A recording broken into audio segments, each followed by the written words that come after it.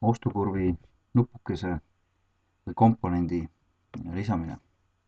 Selleks, et ostjale teha oma ostuprotsessi navigeerimine natukene lihtsamaks, võiksime kodulehele kusagile tsooni lisada sellise väikese nupu, mis näitab, mitu toodet on ostukorvis ja mis on ostukorvi kogusumma.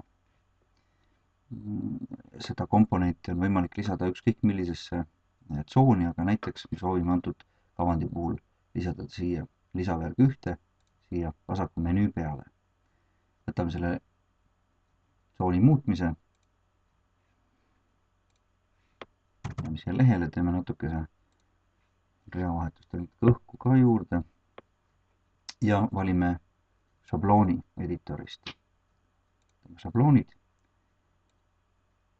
ja ostukorvi nupu lisamine on siin šabloonides suhteliselt lõpupoole. Valime selle ning salvestame. Lisame natukene siia õhku ka natukese ümber. See meil ennem pooleli. Salvestame uuesti.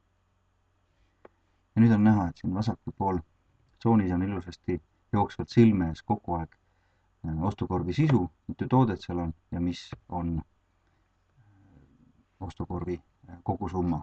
Kui me lisame näiteks ostukorvi mõne toote juurde, näiteks 2 toodet, siis ka ostukorvi sisu automaatselt muutub ja nüüd klikkides siin peal saab inimene ostja mugavalt kohe ka ostukorvi.